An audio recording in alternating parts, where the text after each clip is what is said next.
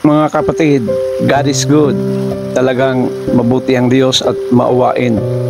Punong-puno po siya ng biyaya. Hindi niya tayo pinabayaan, hindi niya tayo tinatalikuran.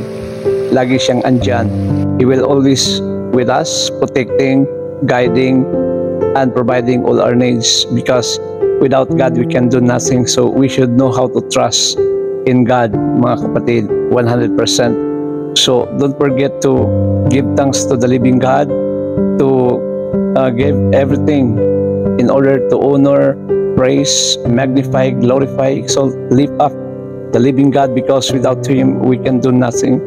So mga kapatid, ibigin natin, pasalamatan, at patuloy tayong mananampalataya sa Kanya hanggang sa Kanyang pagbabalik. So yun lang po mga kapatid. God bless. To God be all the glory.